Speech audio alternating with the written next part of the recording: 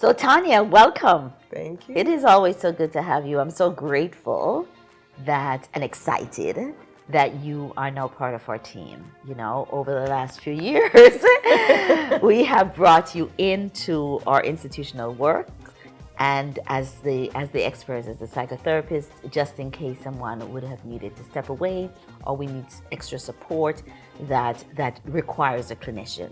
So tell us about this fourfold experience of the first aid mental health certification. Yes. Well, first of all, I want to say that I am very much excited to be here as well and to be partnering with you on this. And the fourfold, as we have talked a little bit about this, is you're right. It isn't for people that are first responders or people that are supporting their clients that may be having a mental health decline, but this is also for them. So it's one, to support the people that they work with, their clients, also recognizing signs within their colleagues, signs within their family members, signs within themselves. And then the last thing is when supporting people taking on this role, it's really important to pour back into yourself by self-care. So it is or it can be a heavy topic or issue that you may be addressing. So it's really important to do a check within yourself to see, am I okay? And if I need to take care of myself, what does that look like? And then this training will help with that as well. I got someone asking, can we do 100 people? No, we would always break it up into very small groups because part of the learning, part of the growing path of the transformation is this intimacy. And so that people will walk away with a support system, Right. You know? Yeah, and I absolutely love that because when you're talking about and addressing this topic, people are vulnerable. And it's difficult or more difficult to be vulnerable or put yourself in that space when there's a lot of people. So when we are vulnerable and talking about these sensitive issues, it's in a space where we can't create safety, but we can also make sure that we set it up so that people do feel comfortable.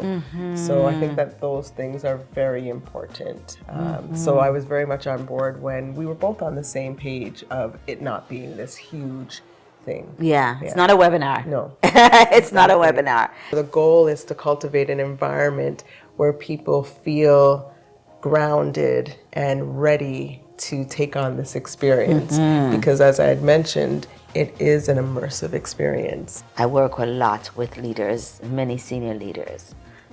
And one of the things a senior leader said to me as I was talking to them about this beautiful experience, the healing we deserve, which a lot of people love the name, is they were wondering how would a leader who is leading a team, whether as a senior level or a mid-management level or an entry management level, leading a team and is identifying something is off with this staff member. You know, they're quick to get upset, or they're experiencing a lot of defensiveness, or they've been taking a lot of time off. You know, and they're not clinicians. This is not their work. But on a very basic level, what are the signs that me as a leader at any level might be seeing and said, that's a declining mental health happening here. What more? So very good question. The good thing about the recognizing these signs is that this is somebody that you work with. And you know what their baseline is, how they normally behave, how they normally respond. And when a leader is seeing a change in that person that they're working with, it's really important to address that, and in a very gentle way and in a compassionate way. And having that conversation privately to say, you know, I'm noticing some things that seem a little bit different than how you normally present. And I'm approaching you because I have some concerns. Really be direct about it. I have some concerns, and I would love to be able to support you so that you're able to continue on with work. Or if there's an alternative that you need, then it would really be important for us to have that conversation.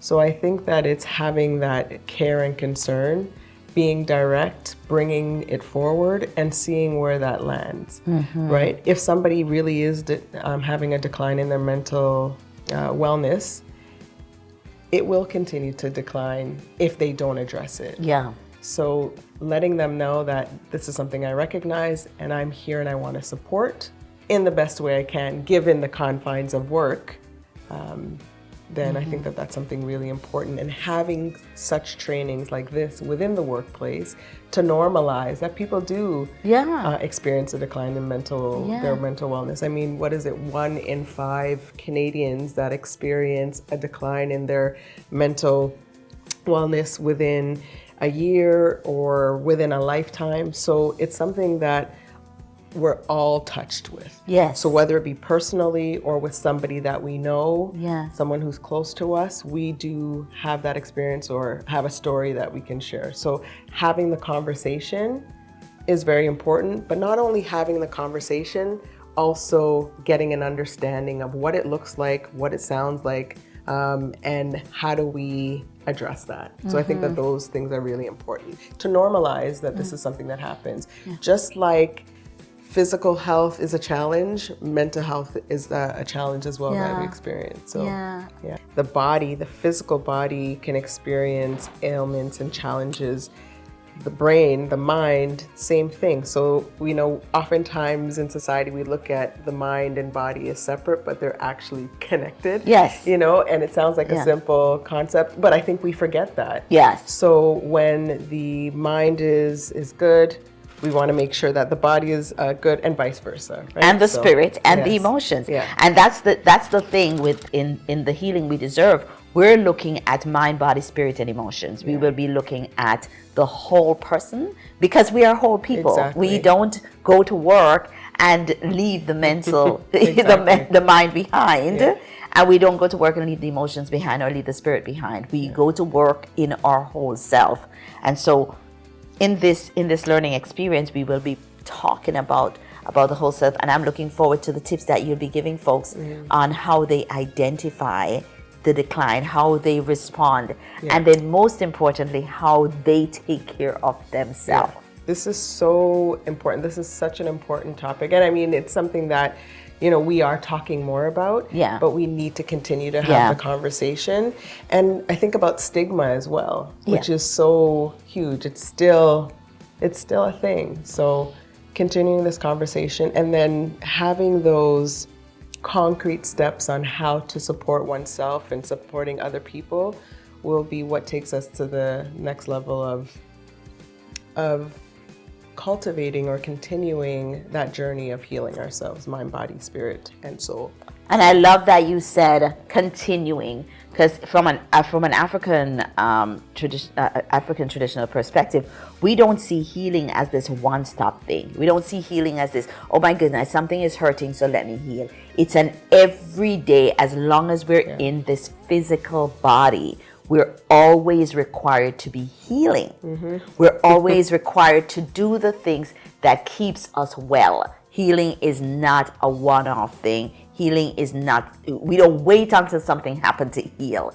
We are continuously healing. We are also going to have a nice little surprise for folks with a real, truly giving them traditional healing practice that people love. So we won't tell you what that is, but we know that people love it. So we want you to make sure that when you come, dress comfortable. Please dress comfortably, because we're gonna do some work. We're gonna do some work, and know that the healing we deserve 2-day experience will live on much longer than after we have ended on that Friday afternoon. Any last words for you, Tania, for the folks that are considering this?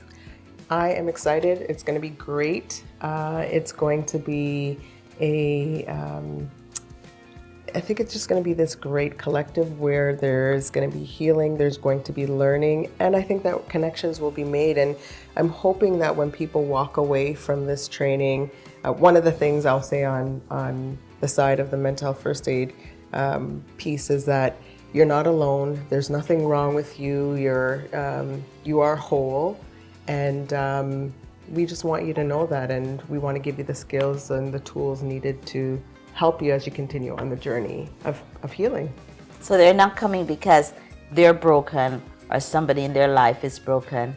We're just making people better and better and better so they can walk in the greatness of themselves. Yeah, awesome. yes. Love it. Yes, ma'am. Beloved, stay connected with us by clicking the subscribe button and turning on your notifications.